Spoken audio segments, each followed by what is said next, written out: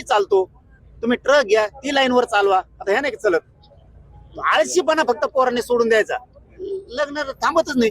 कुठं विचारलं पोरीकडच्यानी काय करतोय ते म्हणतो नुसतं हिंडत लोकांच्या मोटरसायकल बसून. आणि लग्न कसं होईल मग? तो काम कर ना कचा कचा, पोरगी मिळाली आणि तो मजा, टेन्शनच घेऊ नको ना. पण ते काम करावं लागते. इथं बापाला वाटतंय पोरगी द्यावाली, यांनी जर पोटवर तिला खायला बी नाही दिलं तर मरल ना. पोराने सावध व्हा. आणखी नाही, वेळ हातातली गेलेली नाही. मरणाचे कष्ट करा, पैसा कमावा, रोज 1500 महिना कष्ट कमवून करी आणि व्यवसायाकडे घुसा. मराठवाड्यात देखील मोठा प्रश्न आहे की शेतकऱ्यांच्या मुलाची लग्न होत नाहीये.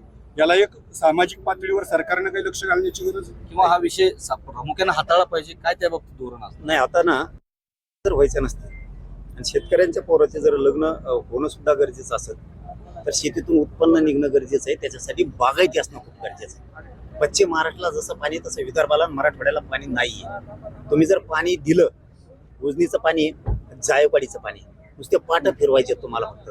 पण तुमच्या हलगर्जीपणामुळे शेतकरी मरायला लागलाय. त्यामुळे आता तीही मुद्दा मी लावून धरणार आहे की मराठवाड्याला आणि विदर्भाला पाणी झालंच पाहिजे. या मुद्द्यावरती खूप मोठं आंदोलन आम्ही शेतकरी म्हणून उभा करणार आहे. पश्चिम महाराष्ट्रात तरुणांना काय सांगाल जे लग्नाच्या याच्यापासून वंचित आहेत शेतकरी, काय आव्हान करणार? आव्हान काय असणार?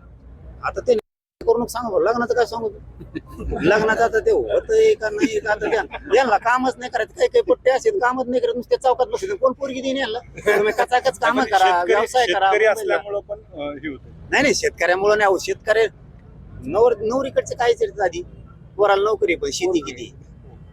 मग शेती काय आली चर्चे? कसं आपण शिकलं पाहिजे. आपण आळशीपणा सोडला पाहिजे. आपण शेती कसायची, कष्ट करायची. शेतीत पण लय पैसा आहे. तुम्ही त्याला जोडधंदा दुधाचा टाका, एखादा दुसरा एक व्यवसाय टाका, शेतीचा व्यवसाय. तुम्ही कंपन्यात नोकऱ्याला जा, नोकऱ्या लागत नाहीत तोवर कष्ट करा. ट्रॅक्टर घ्या, ते लोकांची नांगरटी लहाना. तुम्ही टेम्पो घ्या, ती चालतो. तुम्ही ट्रक घ्या, ती लाईनवर चालवा. आता ह्या नाही चलत. आळशीपणा फक्त पोरांनी सोडून द्यायचा. लग्न थांबतच नाही. कुठं विचारलं पोरीकडच्यानी काय करतोय ते म्हणतो नुसतं हिंडत लोकांच्या मोटरसायकल बसून. आणि लग्न कसं होईल मग? तो काम कर ना कचा कचा, पोरगी मिळाली आणि तो मजा, टेन्शनच घेऊ नको ना. पण ते काम करावं लागते. इथं बापाला वाटतंय पोरगी द्यावाली, यांनी जर पोटवर तिला खायला बी नाही दिलं तर मरल ना.